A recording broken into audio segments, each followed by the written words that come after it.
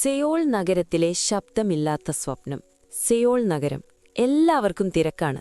പക്ഷേ സിയോജുൻ എന്ന യുവാവിന് ജീവിതം തന്നെ നിശ്ചലമായിരുന്നു. അവൻ ഒരിക്കൽ വലിയ സ്വപ്നം കണ്ടിരുന്നു, ഒരു സംഗീത സംവിധായകനാവണം. പക്ഷേ ഓഡിഷനുകളിൽ പരാജയം, കുടുംബത്തിന്റെ സമ്മർദ്ദം, നിനക്കിതൊന്നും പറ്റില്ല എന്ന വാക്കുകൾ.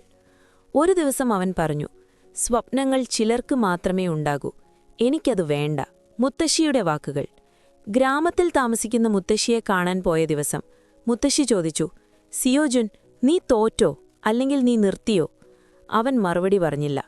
മുത്തശ്ശി ചിരിച്ചു. കൊറിയയിൽ ഒരു പഴമൊഴിയുണ്ട്, 10 തവണ വീണാൽ 11ാം തവണ എഴുന്നേൽക്കണം. തോൽവി ലജ്ജയല്ല, നിർത്തലാണ് ലജ്ജ. ആ രാത്രി സിയോജുൻ ഉറങ്ങാതെയിരുന്നു.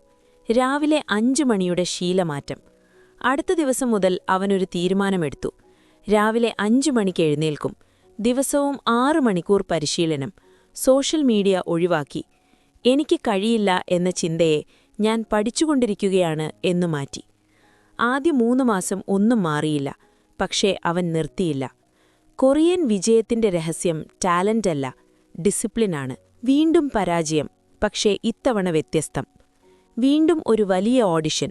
വീണ്ടും അവൻ സെലക്റ്റായില്ല. പക്ഷേ ഈ തവണ അവൻ കരഞ്ഞില്ല. അവൻ പറഞ്ഞു, ഇന്ന് ഞാൻ തോറ്റു. പക്ഷേ ഇന്നത്തെ ഞാൻ കഴിഞ്ഞ വർഷത്തെ എന്നേക്കാൾ 100 മടങ്ങ് ശക്തനാണ്. അവൻ പരിശീലനം തുടർന്നു. ഒരൊറ്റ അവസരം. ഒരു ചെറിയ ഇൻഡി ഡ്രാമയ്ക്ക് ഒരു പുതിയ കമ്പോസർ വേണം. ആരും ശ്രദ്ധിച്ചില്ല.